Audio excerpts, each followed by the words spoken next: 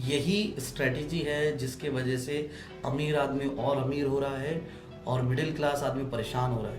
More than 80% population जो है वो बाहर से आई हुई है और ये लोग यहाँ पे अपना घर खरीद रहे हैं। तो किस तरीके से एक बैंकिंग प्रोसेस है, होम लोन प्रोसेस है दुबई में, थोड़ा सा आप समझाओगे तो?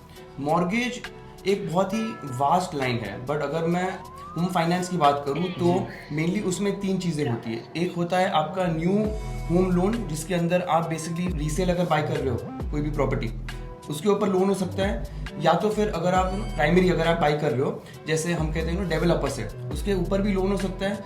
या तो अगर उसके अंदर और भी अगर आप जाओ तो ये होता है that there is something called as a buyout, where you have a loan already, but because the rates have gone up, so you can shift your loan from one bank to another bank.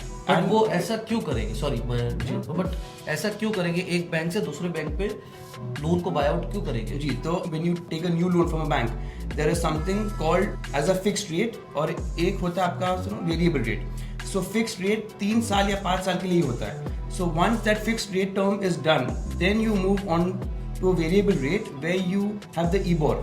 EBOR can go up or down depending on lot of factors, which is again fixed by the Central Bank of UAE.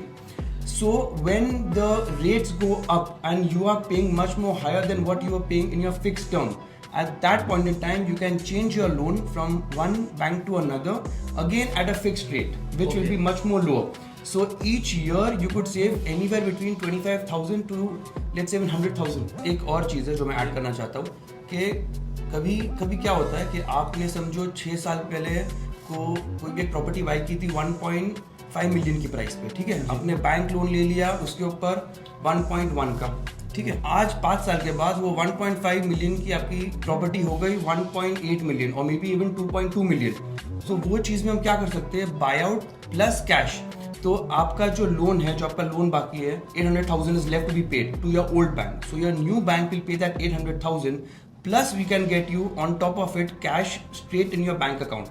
So with that you can actually renovate your house or you can plan to buy another property also because you have got such a good capital appreciation in the 4-5 years time period. ये एक और अच्छी tip Abbas भाई ने दी है दर्शकों को, क्योंकि इसमें एक अगर मैं बात करूं, आपने एक्स प्राइस पे प्रॉपर्टी खरीदी 1.5 मिलियन पे और उसकी वैल्यू हो गई 2 मिलियन अभी, तो उसका जो रिमेनिंग मॉर्गेज है वो बैंक को पे हो जाएगा।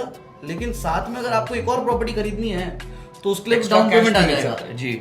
और ये यूजुअली आप या तो छोटी प्रॉपर्टी खरीद सकते हो इससे, इस अमाउंट से, या तो कोई प्रॉपर्टी ऐसी हो जिसके अंदर आपको पेमेंट प्लान मिल रहा हो। और and the plus point in that is, अगर आपका 800-900,000 का लोन ऑलरेडी बाकी है विद द ओल्ड बैंक और आप न्यू लोन लेते हो 1.2-1.3 तक का, 1.3 million on the new mortgage, in most of the cases, because the rate of interest has gone down, you end up paying the same per month what you were paying for your old loan. So you are getting extra cash and you are paying the same per month what you were paying with your old bank. यही strategy है जिसके वजह से अमीर आदमी और अमीर हो रहा है और मिडिल क्लास आदमी परेशान हो रहा है। क्योंकि ये बताएगा कौन, आपको कैसे पता चलेगा कि इस तरीके से आप फंड्स को यूटिलाइज कर सकते हो? Exactly. It's called playing with the funds. आपको सिर्फ ब्रेन यूज करना है और आप सेम ईएमआई भर रहे हो, लेकिन लोन फिर आपने ज्यादा लिया। Exactly. The installment is same, but you are getting more money.